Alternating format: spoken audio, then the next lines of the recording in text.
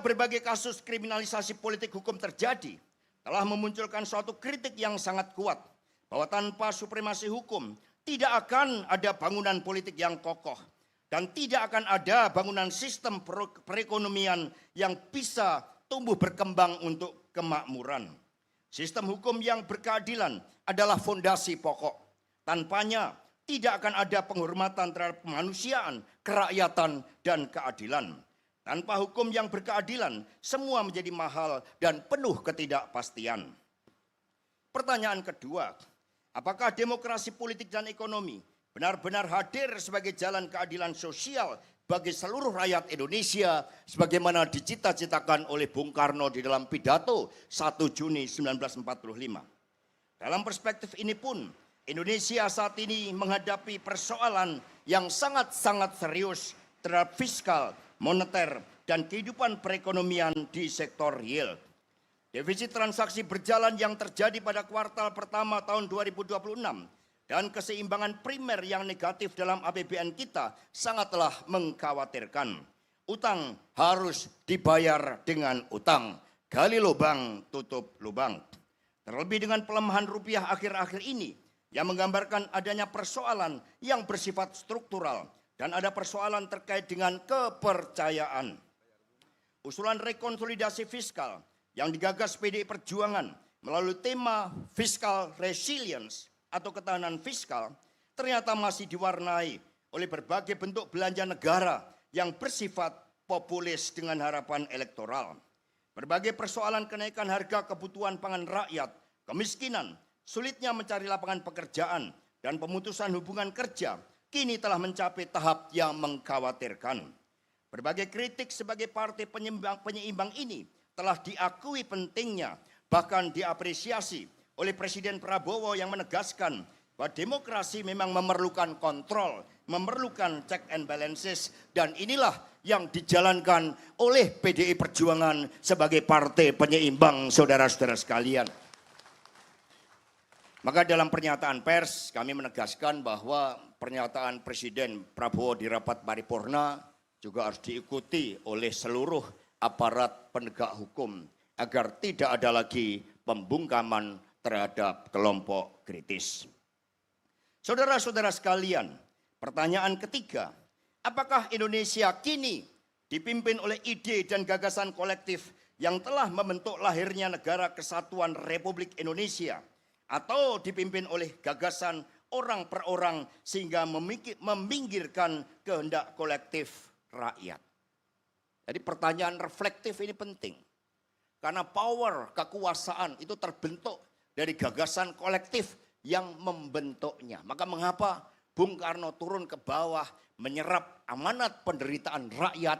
Gagasan kolektif inilah yang membentuk power bagi Bung Karno dan juga Ibu Megawati Soekarno Putri ketika keliling Indonesia melawan rejim otoriter Orde Baru. Pertanyaan reflektif ini sangatlah penting. Dalam visi geopolitik Bung Karno, Indonesia harus dipimpin oleh ide, yakni suatu tekad untuk menjadi negara terkuat di Samudra Indonesia dan menjadi pintu gerbang masa depan dunia di Samudra Pasifik. Ini kami ambil dari arahan Ibu Megawati Soekarno Putri dalam pertemuan di BRIN di UGM beberapa waktu yang lalu. Guna mewujudkan cita-cita itu, Bung Karno mendirikan Badan Perancang Pembangunan Nasional dan Lemhanas. Badan Perancang Pembangunan dipimpin oleh Profesor Dr. Muhammad Yamin. Badan inilah yang menyusun pola pembangunan nasional semesta dan berencana. Visi pembangunan ini telah dirumuskan dengan sangat baik oleh lebih dari 600 doktor dari berbagai disiplin ilmu. BRIN bersama Perguruan Tinggi Indonesia, termasuk ya saat itu ketika hadir di UGM, dapat mengkaji pola pembangunan semesta berencana ini secara saintifik.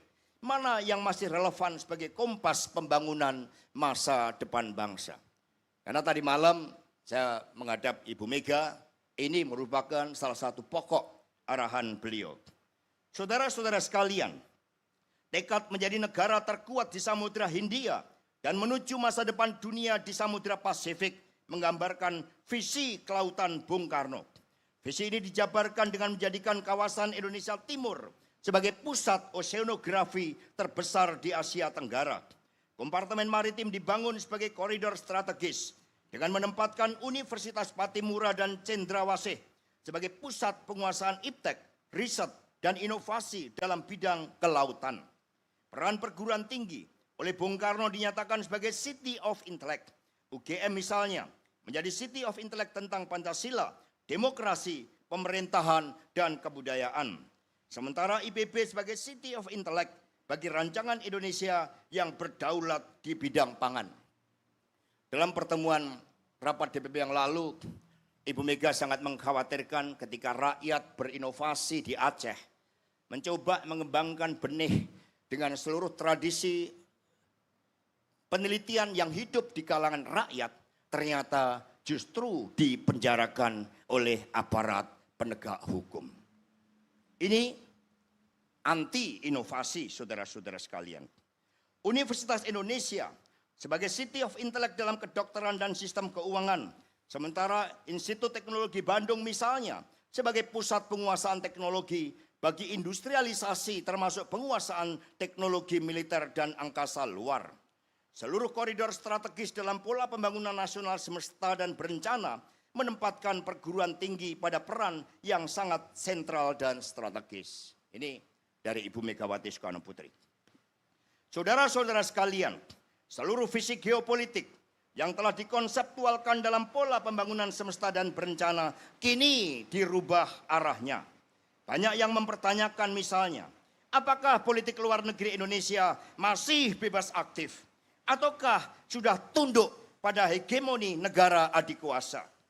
Apakah partisipasi rakyat yang bersifat organik dalam kegiatan perekonomian nasional masih diberi ruang untuk tumbuh dan berkembang, atau setiap kebijakan muncul dan ditentukan dari atas? Dalam Rakernas yang pertama tahun 2026, PDI Perjuangan menegaskan bahwa terkait kebijakan koperasi desa misalnya harus muncul secara organik yang dipercepat kapasitas manajerialnya dan pengembangan usahanya oleh campur tangan pemerintah, bukan segala sesuatunya ditentukan dari atas. Dengan contoh ketiga pertanyaan kritis di atas, maka memperingati hari lahirnya Pancasila, selain harus diawali dengan pemahaman terhadap keseluruhan falsafahnya, juga memahami sejarah pemikiran yang telah membentuknya.